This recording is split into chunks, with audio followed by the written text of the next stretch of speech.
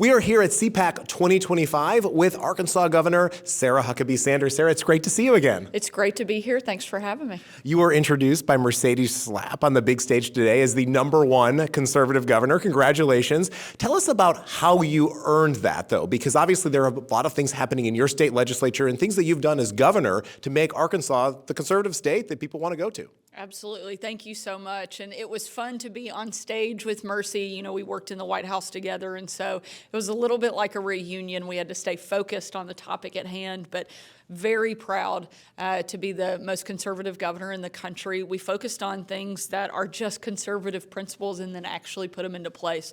I've cut taxes 3 times in the last 2 years, focused on rebuilding our K-12 education system by opening up universal school choice, getting rid of indoctrination and CRT, focusing on building safer, stronger communities. We've cracked down on crime. I've sent the Arkansas Guard to the border 2 different times. So really just stepping up, implementing conservative policy, in large part because we had a federal government before Donald Trump got back in the White House that was so broken and so dysfunctional that it was falling on the shoulders of Republican governors to step up. And that's exactly what we did, and I'm proud of what we've been able to accomplish in a short amount of time. Well, I'll come back to that last point in just a moment, but you had a busy week. You signed a phone-free bill for students in K-12. As a parent myself, I appreciate the fact that my kids go to a school that doesn't allow phones. Why was that an important priority for you? You know, over the last 10 years, we have seen an absolute skyrocket when it comes to depression, anxiety, suicide rates,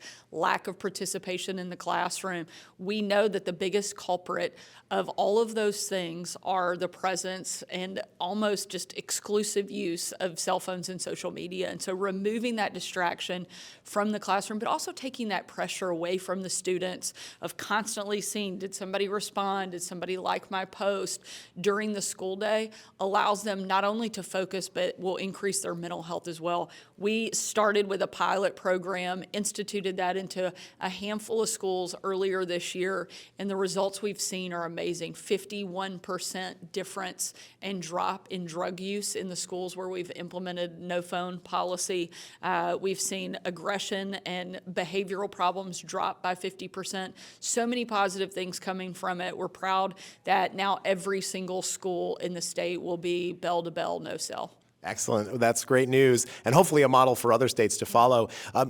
K-12 is just one of your priorities. You've also looked at higher ed, making sure that you're eliminating the woke DEI agenda from many of the universities in the state. What has that been like? Have you faced resistance from some of the establishment in those universities? You know, we spent a lot of time my first couple of years in office focusing heavily on K-12, so it's natural that the next step is to lean into higher education. We're focusing a lot on that during this session, and not just getting rid of the indoctrination, but also creating pathways. I'm a mom of only 3 kids, but I know that just within my family, all 3 kids need something different. They learn different. The environment they're going to be successful in is going to be different. We want to make sure every single student has a pathway to success in Arkansas. So we're doing that, and we're also getting some of the craziness out of the way. No longer can you have an excused absence for a walkout or a protest in Arkansas. So that's one of the big things that we've seen that's taking place on college campuses around the country. We're going to eliminate that. We're also making sure that if you destroy school property, until you pay for that to be fixed, you cannot receive your certificate or degree. And so putting some things in place that remind people why they're on campus, getting rid of some of the crazy indoctrination, wokeness, and really getting focused on what matters when it comes to education. Okay, shifting topics, I know you've also made it a priority to make sure that China isn't buying land in Arkansas. Tell us what you're doing on that front and why you think that's an important issue to prioritize. You know, we have seen just an infiltration of China, whether it's on our farmland and our businesses. They, I think, are one of the greatest threats that we have as a country, and we really have to take a harder look at all the places they're trying to step into, and farmland being one of the big ones. Obviously, agriculture is incredibly important in a state like Arkansas, so we passed legislation that allows us to kick a Chinese company off of our farmland and out of our state. state, and we did that just last year. And not only did we kick them out of our state, but we fined them for breaking the law and being there, and they were forced to write a check for nearly $300,000 to the state of Arkansas. We're continuing to investigate other companies, and we'll continue to stay strong on this front.